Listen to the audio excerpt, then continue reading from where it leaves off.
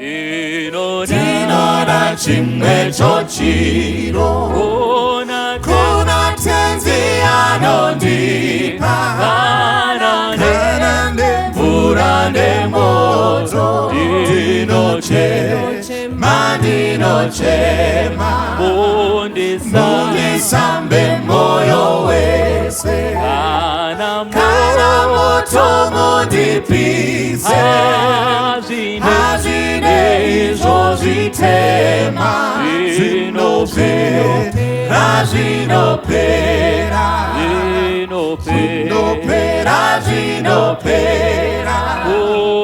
kuti mundipe kuona ngepachena ndichafara asi kucheneswa moyo kundifadza mundisambe moyo wese kana moto mundipise hazvine izvo zvitema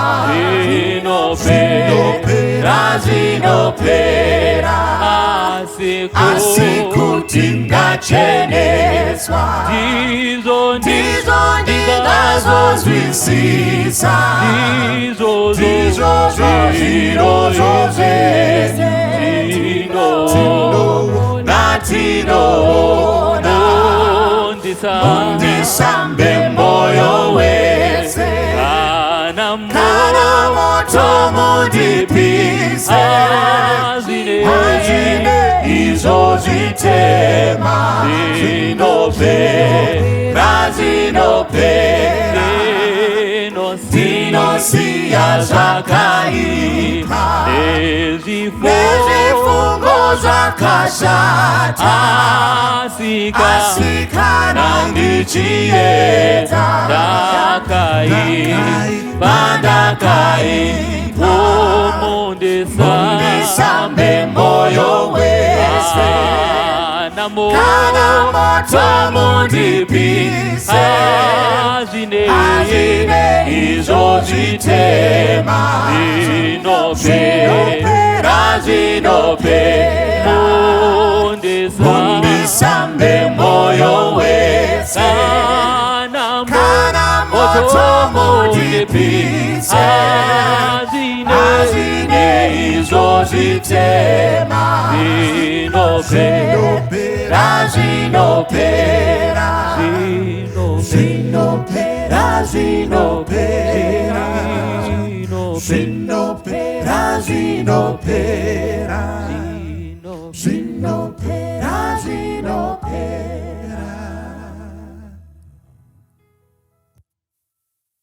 Toda kutenda Mwari watitendera kusangana nyama nemweya zviri pamwe chete. Toda kumupa mbiri nerikudzo nekuti mbiri nerikudzo zvakafanira iye. Ende totenda tinoramba tichisangana. Dei Mwari angaramba achitiitira nyasha. Ndoziva kuti mazuva ano patinosangana pese pese hurukuro dzakangowanda dzakasiyana siyana. Asi Mwari ngaatitendere kuti dei kana tapedza kukurukura zvese zvatinokurukura zvisatipesanise muna Kristu. Nekuti zvinowanikwa kuti uyu anoti ini ndoda kubayiwa, uyu oti ini handidi kubayiwa. Chatinofanirwa kuzoziva ndechekuti ati ndinoda kubayiwa ane kodzero, freedom of choice akaipiwa naMwari anoishandisa. Ati handidi kubayiwa ane kodzero, freedom of choice akaipiwa naMwari.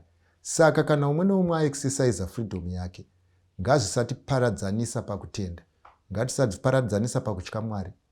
Dei zvauya nechirwere ichi zvisazoafekta kunamatwa kunoita Mwari nevanhu vanoziva Mwari.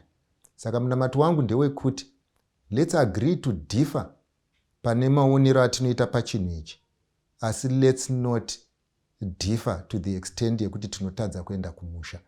Ngatizive kuti basa rechechi kuti tese tiende kumusha, basa rechechi kuti tese tiponeswe, basa rechechi hakuswedzana masimba, uye umwe nemumwe ane mafungiro ake ngati akomodetanei.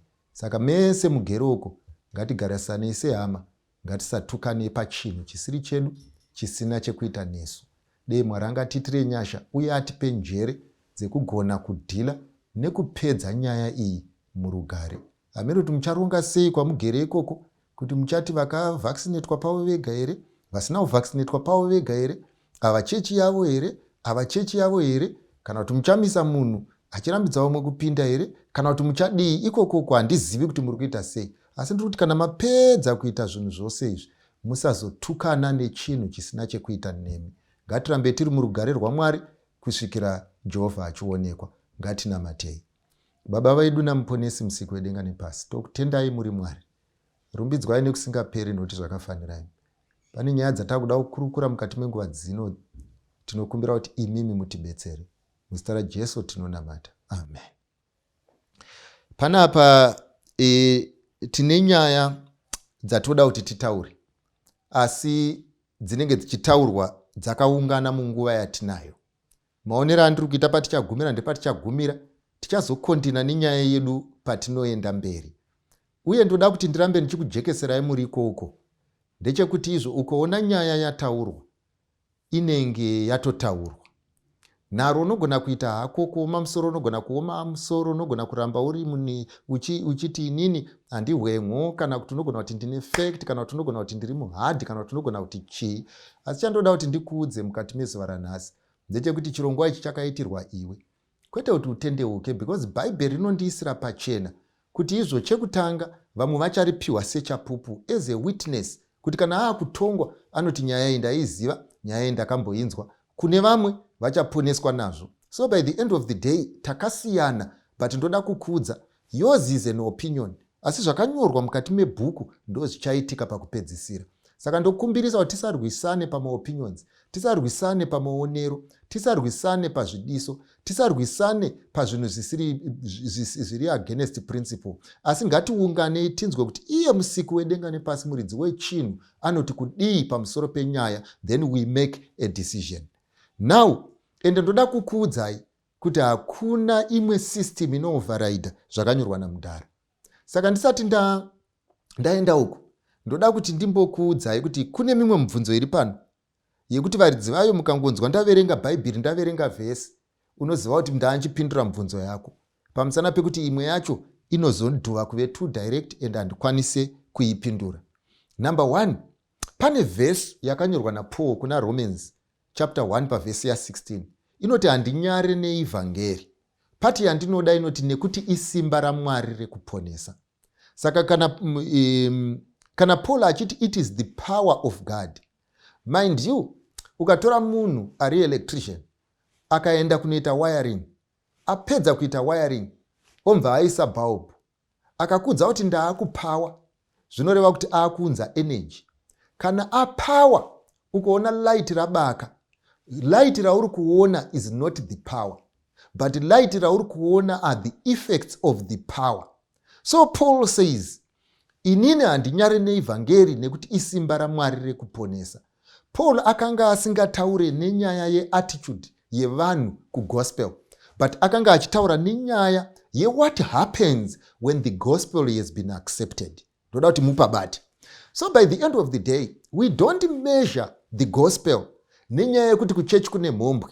Hati measure gospel nekuti kuchechi kune vanhu vanoba. Hati measure gospel nekuti kuchechi kune vanhu vanoroya. Hati measure gospel nekuti kuchechi kune vanhu vasingadanani. Tino measure gospel ne the power that it shows to those who are prepared to listen and change.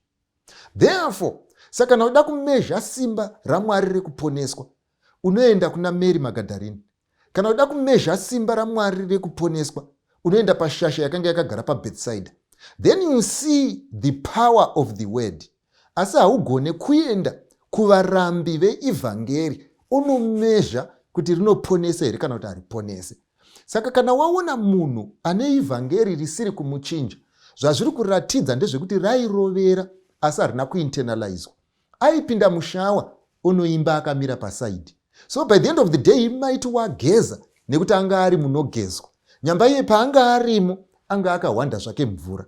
Saka tsvina inoramba ichiaccumulate kunyange achivhakachira bathroom every day. Why?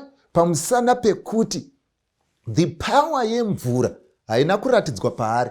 Kwete nekuti mvura haisisina simba, asi pamusana pekuti uyu munhu uyu wakapinda akanomira padivi amira padivi akanzi tariva geza mira yapo, naye ndokumira, ndokubva tati mvura haisina simba, sipo yelifeboy haisina simba. Nyamba handizvo munhu anga ari in the presence of sipo, in the presence of water, but the water did not get internalized, nor did it change him. Saka patinotaura nenyaya yegospel, tinotaura nevanhu vaive mhombwe, totarisa simba raive mugospel. Tinotaura nevanhu vaive mbavha, totaura simba rainga riri mugospel. Hatitauri nemhombwe, nyangwe nembavha. Why? Pamusana pekuti the gospel has not yet worked on them. Saka Paul anoti handinyari neevhangeri nekuti isimba raMwari rekuponesa. Saka vapana ndoda kukuudzai, munyika ino majority haina mate. Munyika ino majority haina basa nemutemo waMwari. Munyika ino majority inotongwa nemajority rule. Munyika ino vanhu vazhinji vageremo vanotongwa nemarights. Vamwe vari munomu vanotongwa nezvidiso zvenyama. Magei ane tumusangano twawo twavanogara. Why? Pamusana pekuti munyika ino majority haidi Mwari. This is the reason why nyika inoi isingafambe zvainoda kuti ifambe. Wherever you are getting problems, unofanirwa kuziva chinhu ichi. Enda unoongorora CV yevanhu vagerepo.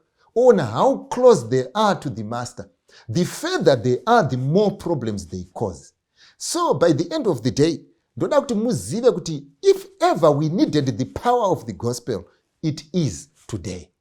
But regai ndimbosendeka iyoyo paside, ndimboenda pane nyaya yedu yanhasi. Nyaya yedu yanhasi inoda kuti ndiverenge mukati mebhuku raNehemia. Nehemia chapter 7 verse ndeya 2 kusvikira pana 4. Inzwai Bhaibheri rinoti kudii mukati mebhuku raNehemia. Ende ndati ndakuudzai kuti mibvunzo vamwe mukatonzwa ndaverenga Bhaibheri otoziva kuti mibvunzo wako wapindurwa. Mapabata. Saka panapa ndoda kuti munyatso pabata ndichipindura mibvunzo yenyu. Nehemia anoti, apa ndiri kutaura nenyaya yedzimwe shasha dziri kuti izvo nekuti ndakatoita zvakati. Inini ndatove unserviceable. Inini ndaimbove Mandara, handisiri Mandara. Saka zvaakureva kuti iye zvino izvi ndorarama madiro. Saka vanhu vakadaro ndeve kuti izvo imimi munozviziva kuti kana munhu akarara nemukomana anobva umandara. Munhu akadaro tinoti aita mistake. Asi munhu anoramba achiita zvakamubvisa umandara, hatibvunze virginity. Ave pfambi. Saka ndoda kuti mubate nyaya idzi mbiri. Ndedzekuti ukaona panobvunzwa virginity, paonekwa munhu anogona kunge asina asi isiri pfambi.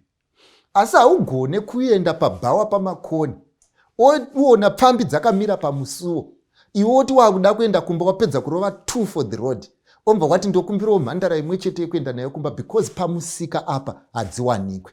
Saka toda kuti tiparadzanise pfungwa yekuti kurasikirwa neumhandara zvinorevei uye kuve mhombwe zvinorevei. Ndosaka ndiri kuverenga panapa mukati meBhaibheri. Ndomba ndauya futi kuvabereki muchapinda mukati menyaya iyi. Ndeyekuti izvo kana mwana arasikirwa zvinorevei kwamuri.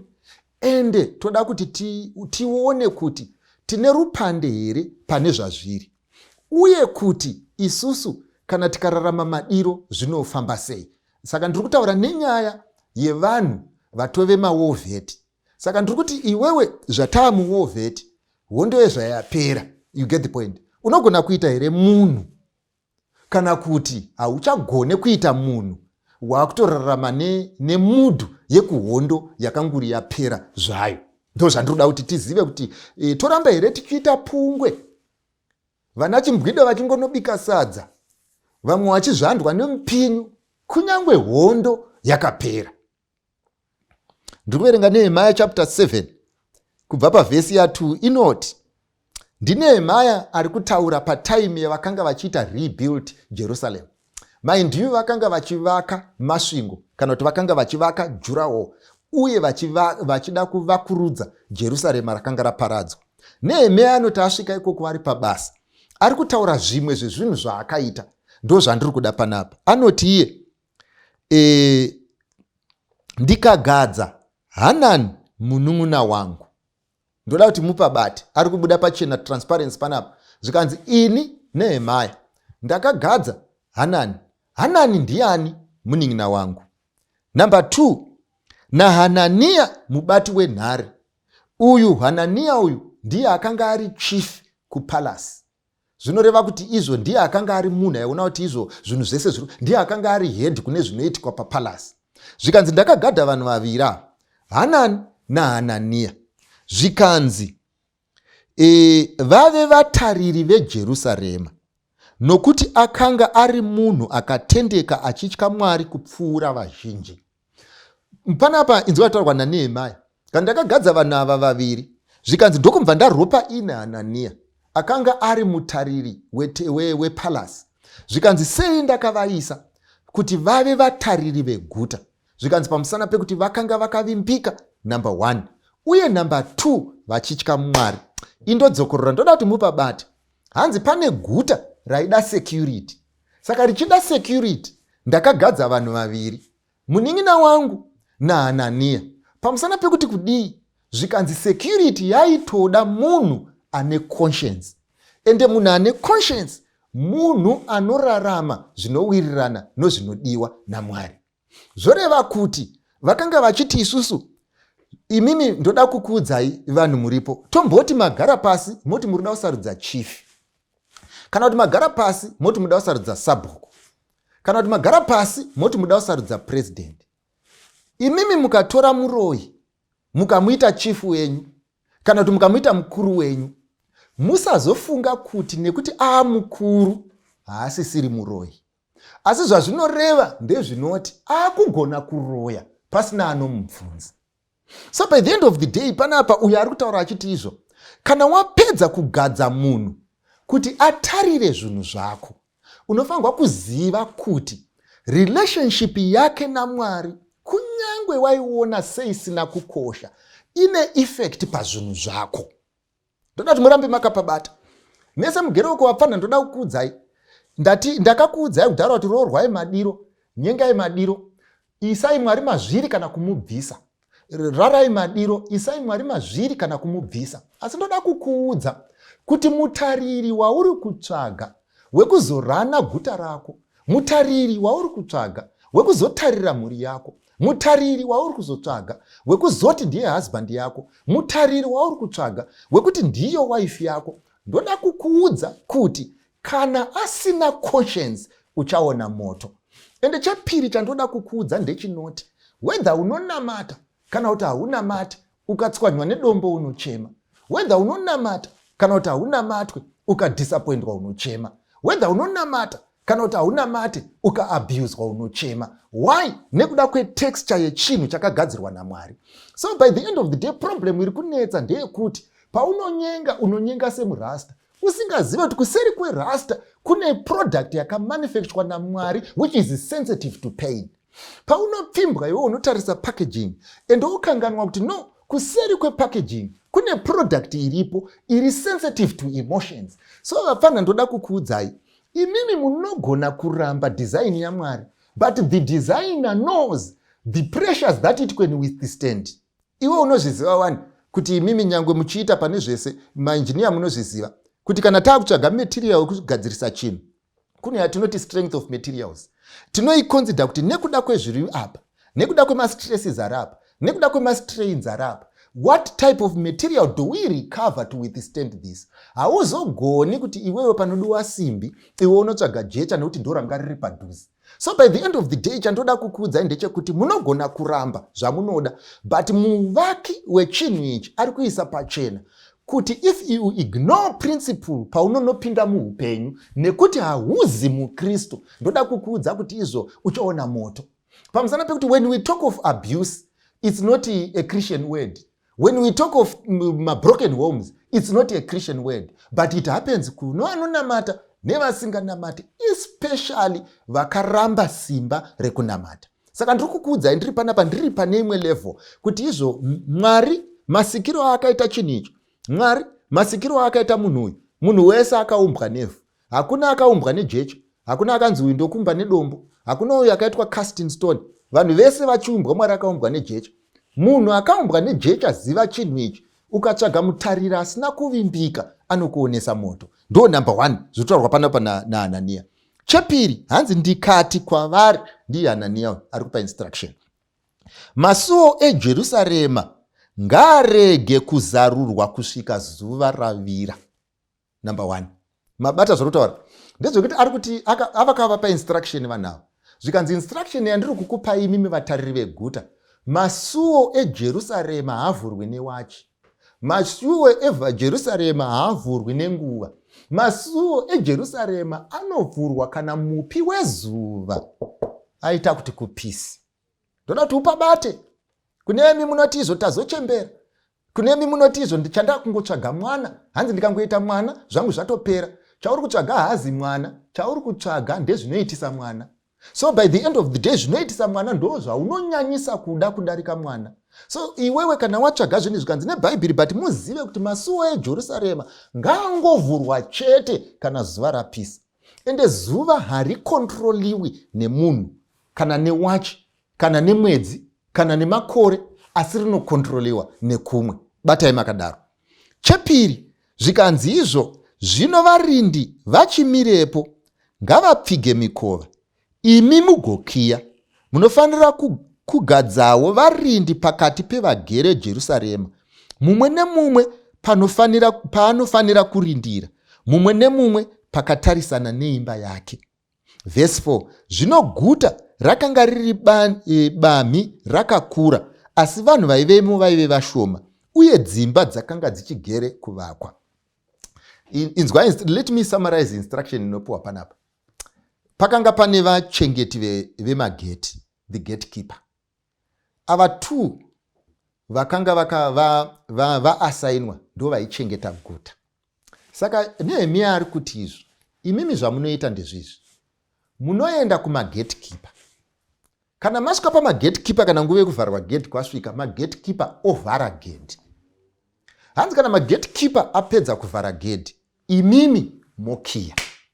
Ava chavo kudi kuvhara, imimi mokiya. Hanzi kana mapedza kukiya, monoudza vanhu vanemba yakatarisana negedhi kuti chenyu kutarisa kuti hapana here achapaza key. Ndoda kuti mupabate. Saka kwaive neaivhara, kwaive neaikiya, kwanaive neaitarisa rakakiyiwa, asi aizodhisaidha kuti rinovhurwa ndemunhu aiunza zuva, mabata munyato wacho. Now inzwai munzwe manje. Saka aivhara ndeumwe, aikiya ndeumwe, aichengeta rakakiyiwa ndeumwe. Saka umwe nemumwe aiita basa rake. Umwe nemumwe, mind you, nyaya ndiri ngotaura ndeyegedhi. Imimi musatore nyaya dzegedhi modziisa kwakasiyana siyana kwese kwese. Indinotaura nyaya yegedhi. Kuti aivhara ndeumwe, aikiya ndeumwe, aitarisa kuti harizokiinuki ndeumwe. Zvavaiziva ndezvekuti kana gedhi rikasavharwa tese tinosafa. Uye zvavaiziva ndezvekuti vanhu vakabreka key tese tinosafa. Saka all these people, they cooperated. Why? Because they recognized they were interested parties.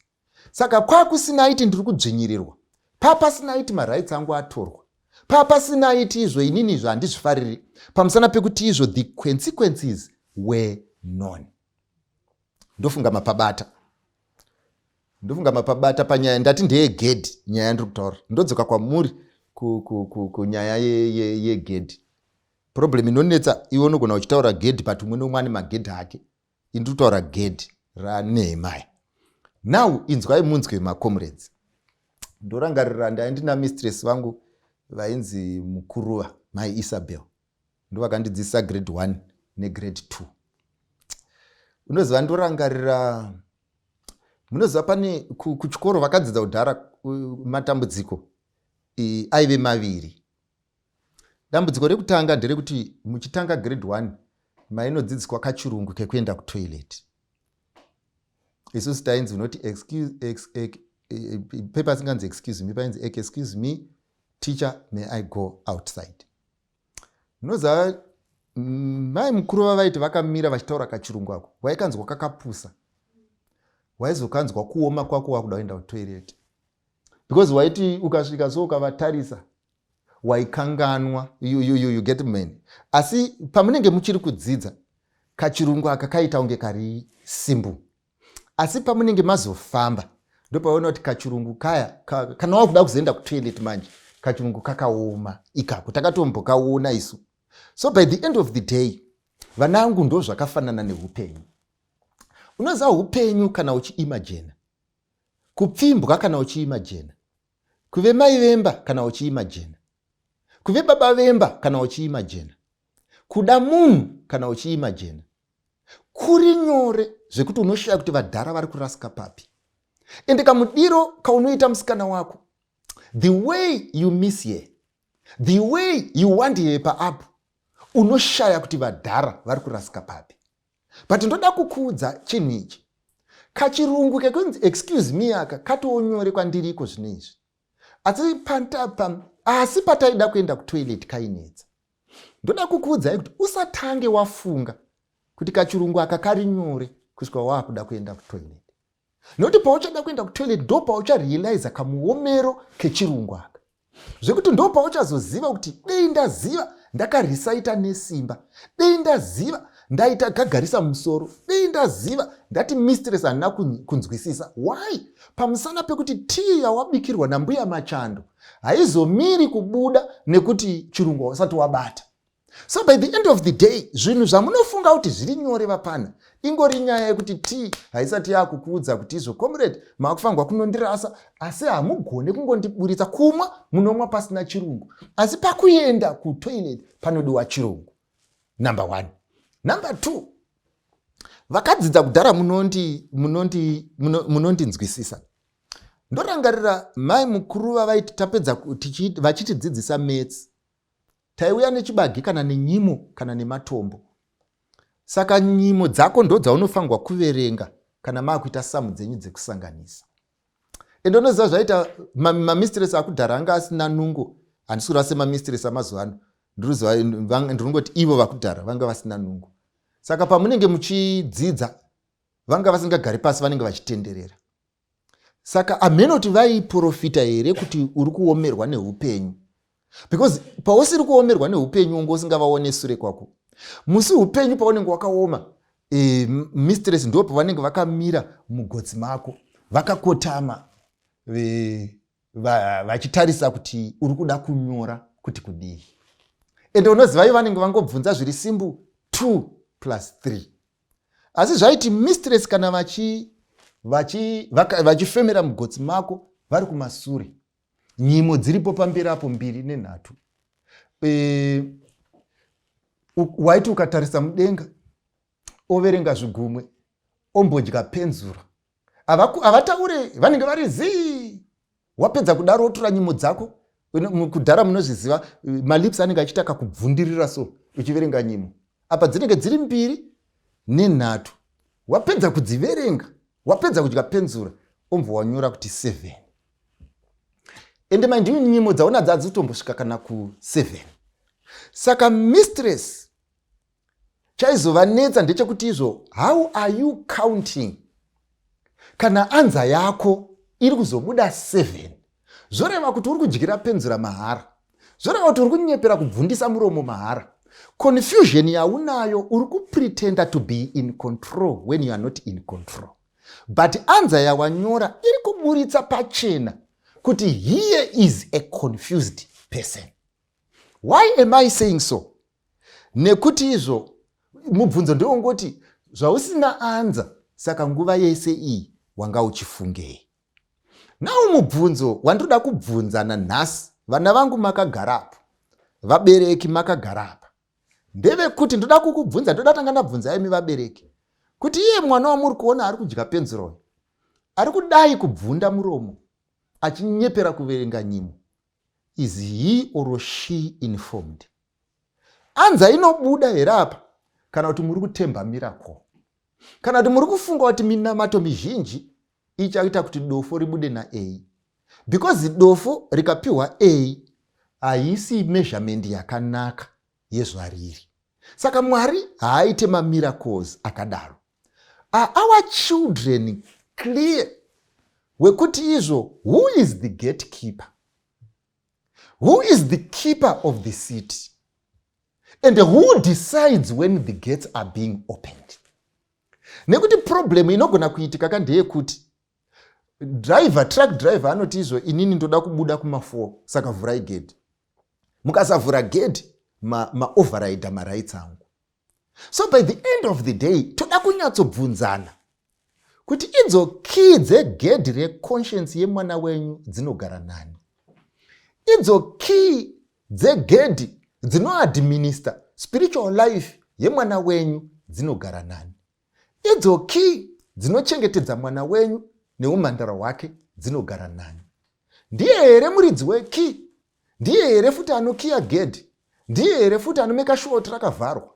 Ende ndiye here futi anomeka sure kuti vavengi havapo pagedhi? Toda kubvunza mubvunzo ndewekuti irresponsibility yemwana wenyu here yekubva kuna 0 kusvika kuna 100, and imimi you are just passengers and expecting miracles where miracles cannot happen.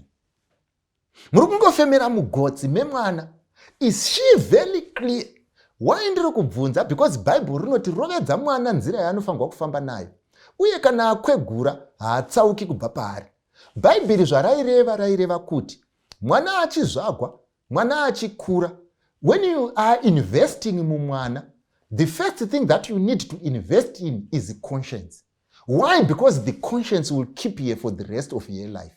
And kana uchinge waisa conscience, that means the keys are there.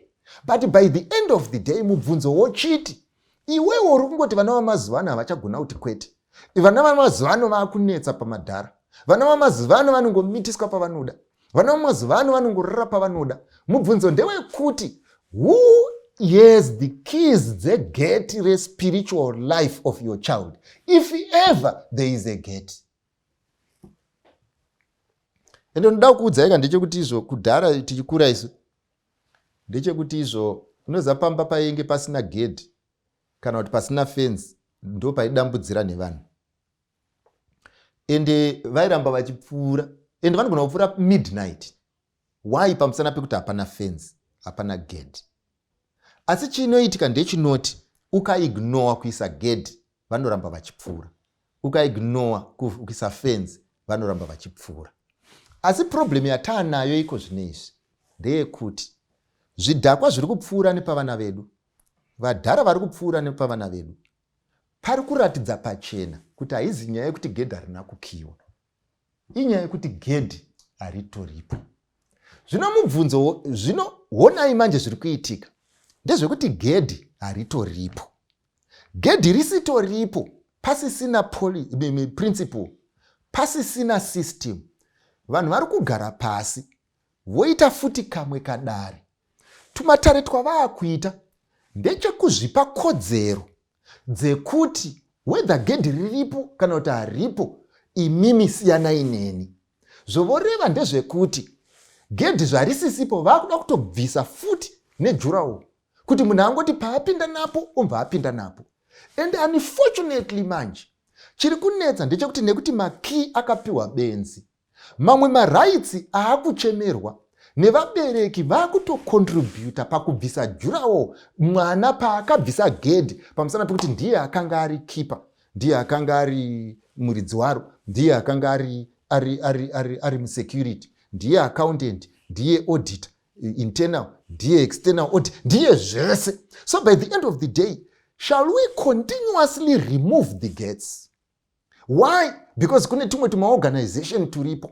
Shall we continuously remove the gates? Because kune ma-NGO ari kupanana mari. Shall we continuously remove the jurawo? Pamusana pekuti izvo ma-Americans ane mafungirawo. Shall we continuously remove the gates? Pamusana pekuti izvo social media ine mafungirawo. Shall we continuously remove the jurawo? Pamusana pekuti izvo this is the in thing. The fact yekuti munhu uyashama zvoreva here kuti vana vese shamai. The fact yekuti uyo ari kufamba mazamu ari panze zvoreva here kuti vanhu vese fambai mazamu ari panze. The fact yekuti izvo uyo aramba chikoro zvoreva kuti izvo munhu wese here ramba chikoro. Problem yaakuitika ndoda kukuudzai mese muripo ndeyekuti izvo tese taakuita sematafi ekuti ukaripinza mvura inotonhora ukaiisa pamoto ikatanga kudziya rinoramba richingoadjust kusvika rabhoilisika kusvika rafa. Why? We are allowing systems to go. We are allowing principles to go. We are allowing morals to fall. We are allowing kuti munhu ita zvaunoda. Ndiwe muridzi wegedhi, ndiwe muvhari waro. Kana uda kuvhara ndiwe, kana uda kusavhara ndiwe. Ukanda tichibvisai jurawo ndiwe. So by the end of the day, mukada kutarisa masystems aripo, hapasisina demarcation yeresponsibility yemwana, hapasisina demarcation yeresponsibility yemubereki, hapasisina demarcation yemarights emwana, hapasisina demarcation emarights emubereki. Kunongoti uyo amuka nhasi otorera umwe marights oapa umwe. Uyo amuka nhasi oti inini ndiri wegirl child otorera marights emumale child. Uyo amuka nhasi oti izvo inini ndakamirira madzimai otorera murights emurume. And by the end of the day, people are busy demolishing jura walls, the spiritual jura walls that God did put in place. And we are watching when things are going haywire. And we are watching when principle iri kuitwa trod underfoot. Munhu ari kuisa murayiro uyu ndiani? Akapiwa simba nani? Musangano wani? Uri kusponswa nani? Ndiani ane pfungwa iyoyo? Zvakabva kunani? Who has the audacity yekupa munhu marights asina kupiwa naMwari? Who has the audacity yekutorera umwe munhu marights akapiwa naMwari upa munhu asina kupiwa naMwari? Ndianiko iyeye anoprotecta chindumurwa kubva kune mubereki wacho ari iye akapiwa right yekumeka sure kuti chasimuka? And look what is happening now. People are running cooperatives dzavo vomva vati isusu we must think like that. Toda kukuudzai nhasi vapfana mese mugere, ndokuudzai nhasi vabereki makagara ikoko, Mwari anga asina design yekuti gedhi nderako, ndione makiyaro, ndione decide parinokiwa, ndione decide kuti unovhurwa nguvai. Issue yakanga iripo yakanga iri yekuti iwewe chako was only to keep the gate, but the instruction to close rakanga ichifanirwa kubva from muridzi weguta, and when to open zvaibva kumuridzi weguta. So by the end of the day, ndoda kuti uzive chinhu ichi ndechekuti izvo you might carry the stuff that you have but you don't own it. We are only custodians. Iwewe uri custodian of that stuff. Zvakafanana nemunhu akaendesa mari yake kubank akaisira bank tail. Bank tail haameke decision isiri mubumbiro raakapiwa pamusana pekuti handiye muridzi wemari. Ndo zvakangofanana nenyaya iri pano ndeyekuti izvo nyangwe ma-NGO akakupai marights, tumaorganization twese twamunoziva twakupai marights, vapfana ndoda kukuudzai gedhi iwewe chako kungomeka sure kuti ravharwa. Anokiya ndeumwe uye anodecide parinovhurwa ndeumwe.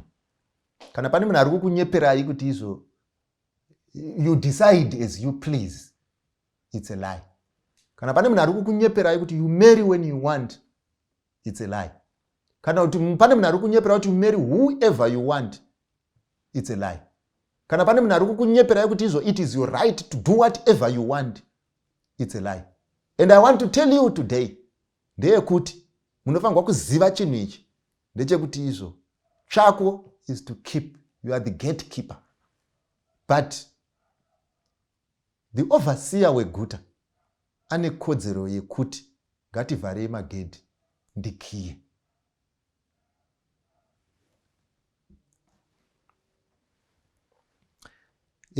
Mirai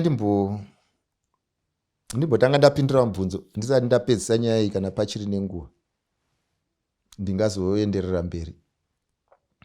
Pane munhu ari panapo uyu ari kuti izvo zvikanzi izvo uyu ndofunga ane problem neidea yekuti izvo vabereki vanofanirwa kunge vane sei. Chaari kuda anoda kupiwa kodzero dzake nekuti akura ave munhu ari kucollege ari kuti ndoziva where to go and when not to go. Kana ndichiti ndiri kuda kuenda kwakati kumubereki, ndiri kusamaraiza zvaanyora, kana achiti ndoda kuenda kwakati, iketesi yaari kupa mubereki yekuti ndakuudzai kwandiri kuenda, haasi kukumbira permission nekuti munhu mukuru abva zero, asi ari kungokuudzaiwo salandlord.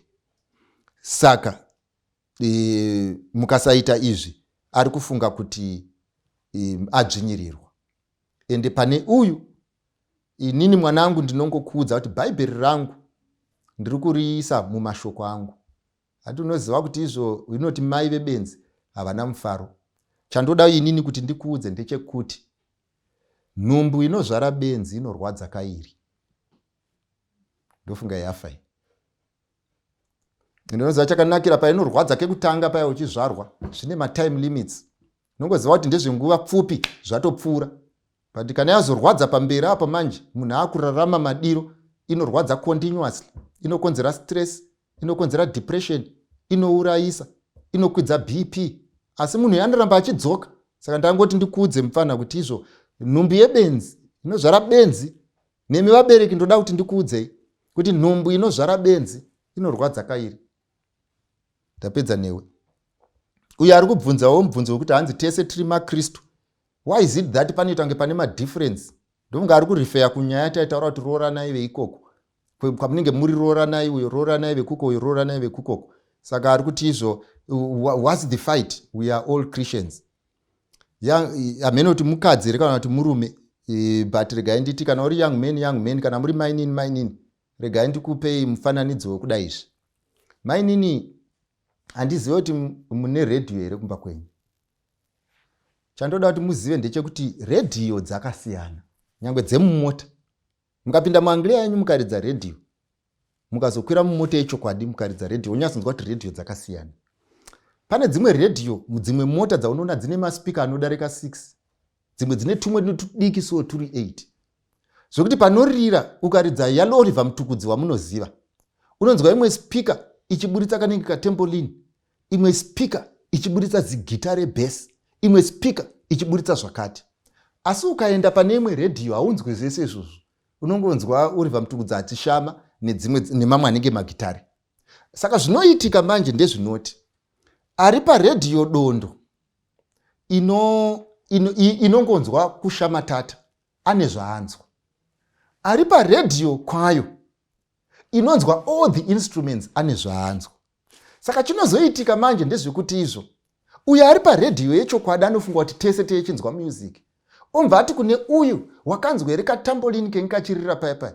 Uyu omva ati unopenga hapana nezvetambolini yamborira panapa. Voitisana nharo. Chiri kuita kuti vaitisane nharo inyaya yekuti redhiyo dzavakateerera dzasiyana. Imwe iri kungoshinyira kudarika kurira. Saka haana zvaakanzwa. Saka uyu ane zvaakanzwa ari kuti izvo uyu ibenzi arikuda kuramba kuti ndanzwa tambolini sei, tambolini iripo. Uyu achitiwo futi uyu munhu anopenga ari kuti ndanzwa tambolini ipapa. Nyamba redhiyo maririro adzo asiyana. Ndo zvakangofanana mwanangu nekuenda kuchechi. Ese maredhiyo, but instruments dzamunonzwa hadzina kufanana. Ndosaka pachizoita dambudziko riripo. Ndofunga yafa. Uyu ari kubvunza, takambotaura panapa nenyaya yekissing nekubatana tikati chivi. Uyu ari kubvunza kuti what's wrong nelight petting. Ndo word raaipa panapa kuti kwaari anoiti light petting. Handiziva hangu kuti light petting unenge uchibatei, but ari kuiti light. Toda kuziva kuti heavy unozoimeasure say from light, but ina haisiri zvandiri kuita nhasi. Ini chandoda kupa muenzaniso ndechekuti izvo kudhara zvataita taisirwa chikafu. Kudhara kwakusina malunch box ka pepa reshuga ndo maiswa mbuva yako yekuenda nayo kuchikoro. Ndo ayo hameno tingati malunch box ere, asi ndongoda kuti tiriti lunch box nekuziva kwako. Saka ndichati lunch box, iwe ngoziva kuti raive pepa reshuga. Saka taisirwa chikafu chedu mupepa reshuga. Madeski ataive tinawo mazuva iwayo madeski aivhurika. Waivhura oisa mabhuku ako mukati, ovhara, onyora. Saka waiti kana uda reshona unongoburitsa reshona oridzorera mudeski nekuti aivhurika. Saka mudeski imomo ndo mataisa futi mbuva yedu. Saka waiti kana wapiwa mbuva yezvinonaka kumba musi iwoyo, unenge uchiti izvo ukamboti gare ticha achidzidzisa ombovhura otarisa mbuva yako, moyo wofara. Ukafunga kuti pane kamukana omboti zvomore mbichana ombokanda mumuromo ticha achidzidzisa. Saka waizoti kana uchinge wabatwa manje ndo paunenge wakubvunzwa na mistress kunzi nhai ungadzidze sei moyo wako uri palunchbox. Handiti lunchbox ndeyako, handiti break time ichasvika, handiti ndiwe unenge wakunogara, kana uda unoita zvekubovera ndiwe, kana uda unodya zvese ndiwe, because lunchbox number 1 ndeyako, and break number 2 whether teacher anoda kana kuti hauna richasvika, and you shall do justice to your lunchbox. Saka ndakuda kukubvunza iwo imimi nhaye vanangu kuti zvino imimi zvamuri kuda kuti izvo mukamboti daneni mumbovhura lunchbox, mumboti daneni mumbovhura lunchbox, apa break harisati rasvika, pabreak muda kuzodii? Hamusina kuti lunchbox iyi pane kuti ikubatsire kuti udzidze nesimba, yakutokubatsira kutadza kunzwa chikoro.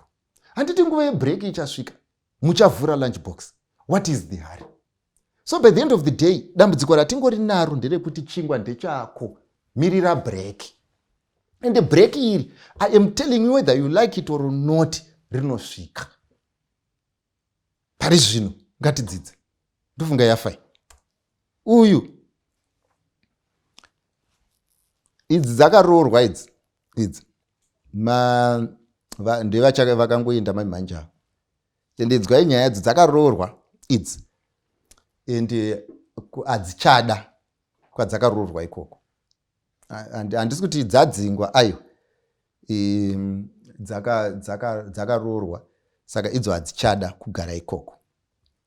Saka dziri kuti izvo Mudhara ari kunzwisisa nyaya yake yekuti asadzoke, but munhu ari kutosunga play manje ndimuchemberi. Muchemberi ari kutaura kuti akana waenda hauendi. Saka uyu ari kuti vari hanzi word rashandisa zvikanzi vari kuviolate marights angu.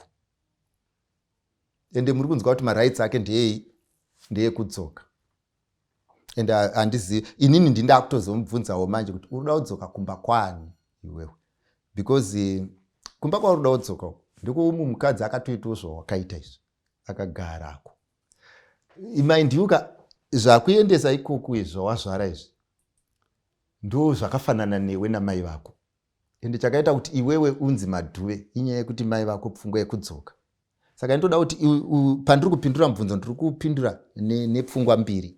Papfungwa yekudzoka nepfungwa yemarights. Zoti iwe pauri kuti uri kudzoka, uri kuti uri kuda kuenda kupi? Ndo mubvunzo wekutanga. Number 2, ndoda kuti ndoda kumbokupa scenario mwana wangu kuti rasta wako arapa. Handisi kuti marasta akaipa. Ndoda kuti ndongoti rasta wako arapa. Omva atora iwe okumitisa odzoka kwandiri. Onotora Joy okumitisa omumitisa odzokera kwa moyo. Onotora Pauline omumitisa odzokera kumba kwavo. Zvekuti anogona kumitisa kana 30 kana 40. Why? Pamusana pekuti ari kupiwa nguva vachidzokera. Saka zvazviri kureva ndezvekuti isusu kana tasangana pachechi manje tinenge tiri varume 40 vari kuchengeta vana varasta. Tiri 40.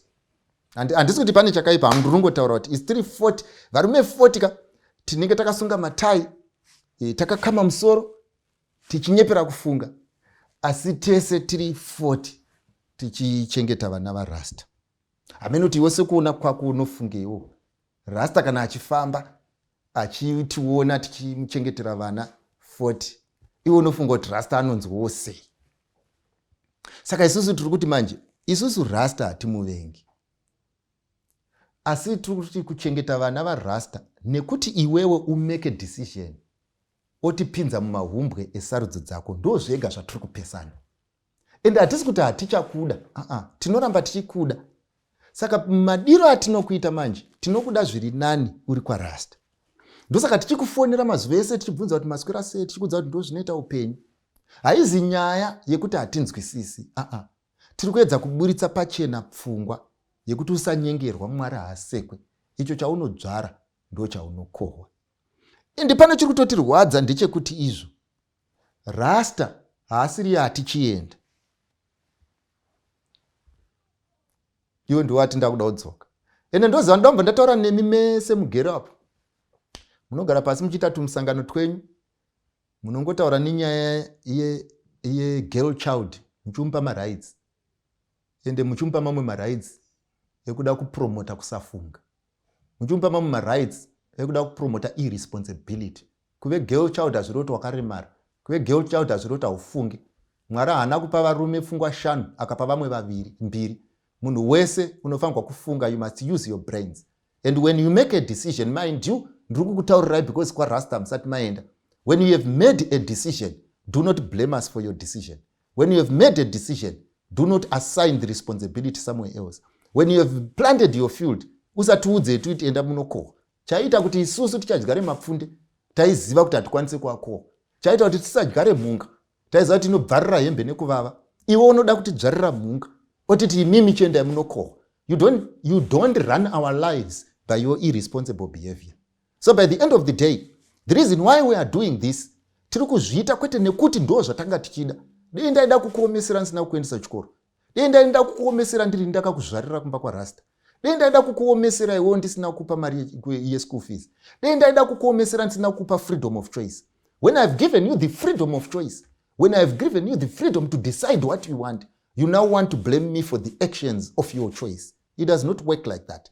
So what I want to tell you, dear Kutizo, whoever is giving the girl child the rights dzekuve irresponsible, you are guilty before God.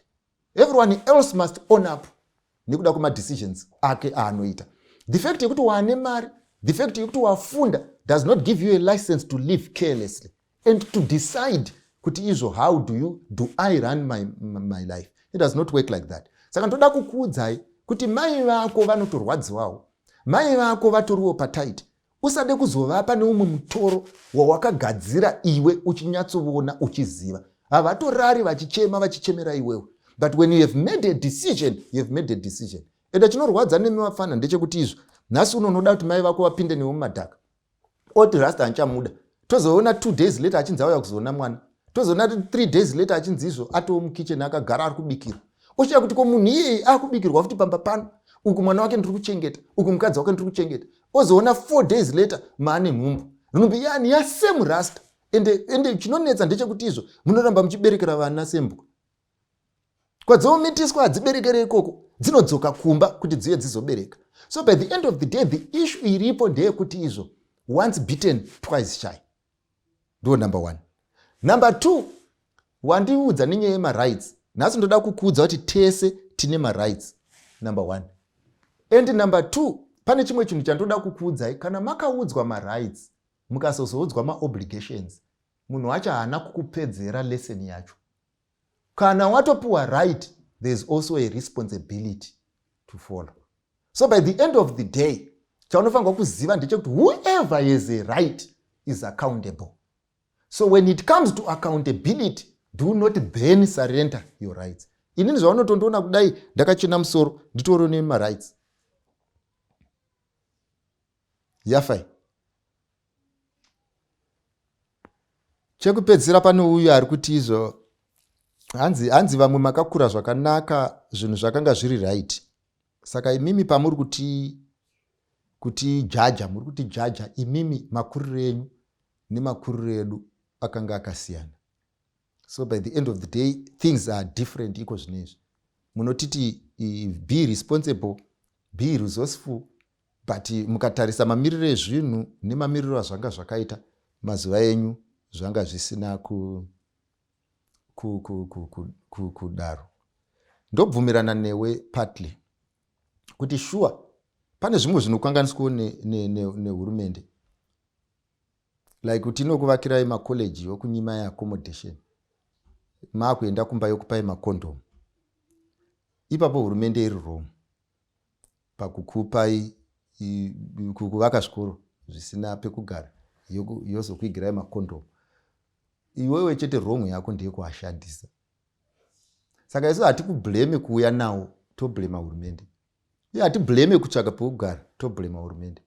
Asi pakushandisa manje, hurumende haashandisi, ari kushandisa ndiwe. Saka isusu problem yatinayo nayo ndeye kushandisa. Saka usakanganwewo kuti hongu tingablame masystems, hongu tingablame vanhu, asi you are also responsible for your life. uye anondibvunza hanzi munoti kudii nebvudzi revakadzi risingakamwe. Handizive kuti risingakamwe nderipiri. Hanzi asi mubvunzo wangu ndibvunza ari kubvunza inini kuti ndinoti kudii nevakadzi vasingakamwe musoro. Handifunge kuti inini hapana hangu zvandogona kutaura pakukamwa kwemusoro nekusakamwa kwayo. Saka ndofunga yafai.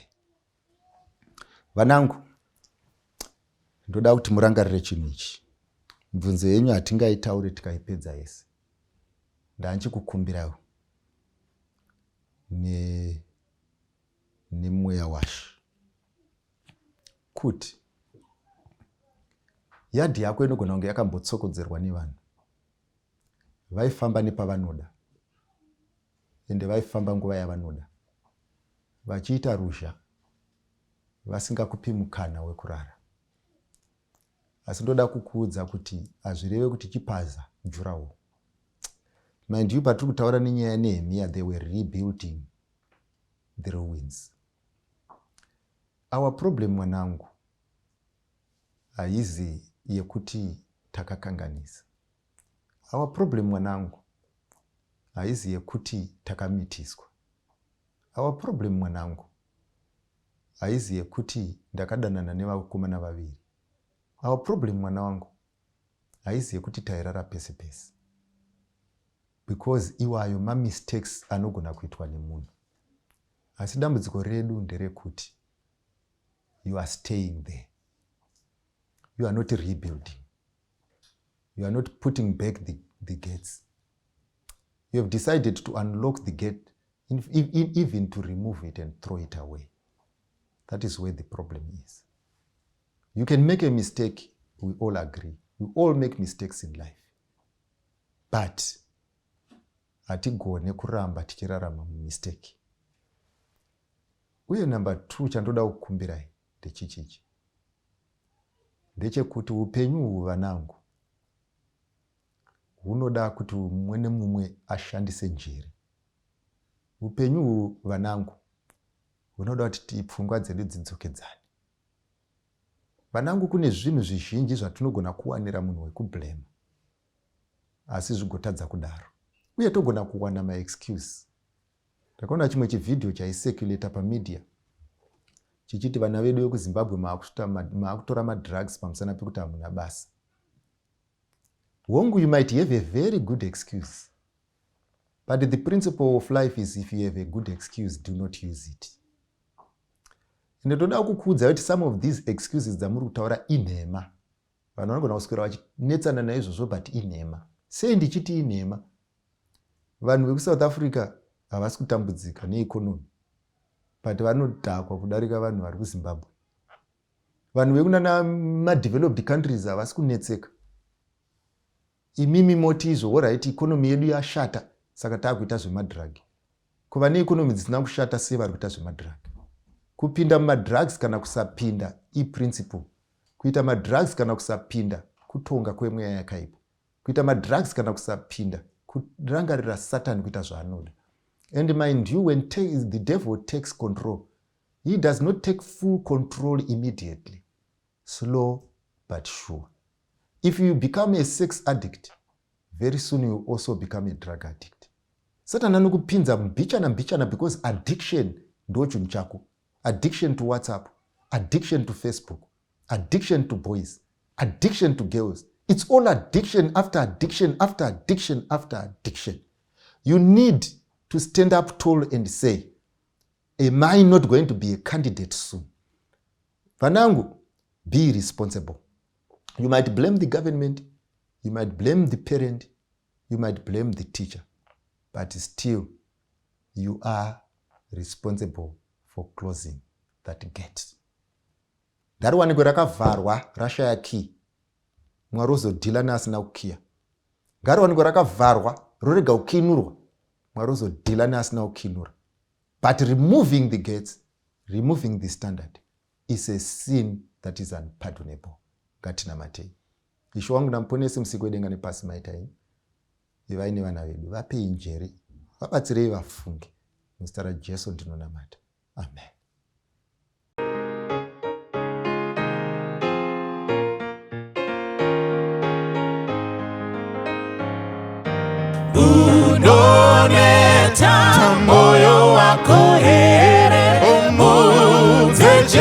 Jesu, mudze Jesu, unosuwa neurombo here. Mudze Jesu eka, mudze Jesu, mudze Jesu, shamwari wazikanwa, akuchina umwe wakadaro.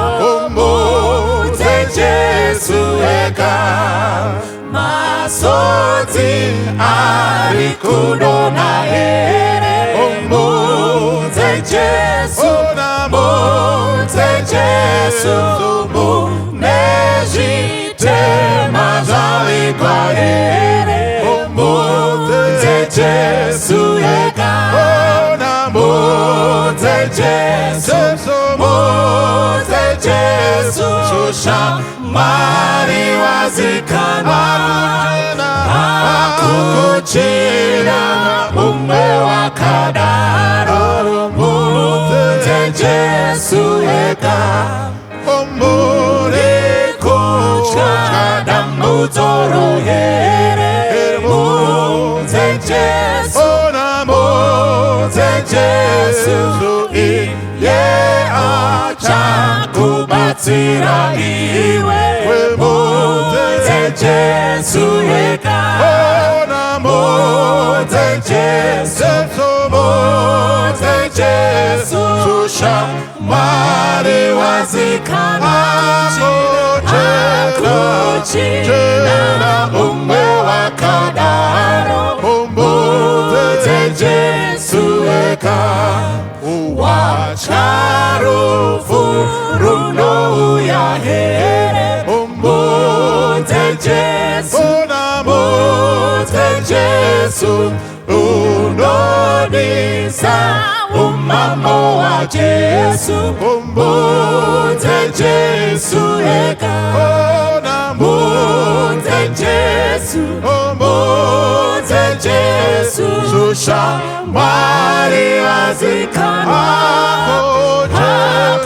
akuchina umwe wakadaro. Mudze Jesu eka, mudze Jesu, mudze Jesu, shamwari wazikanwa, akuchina umwe wakadaro. Mudze Jesu eka, mudze Jesu, mudze Jesu, shamwari wazikanwa, akuchina umwe wakadaro. Mudze Jesu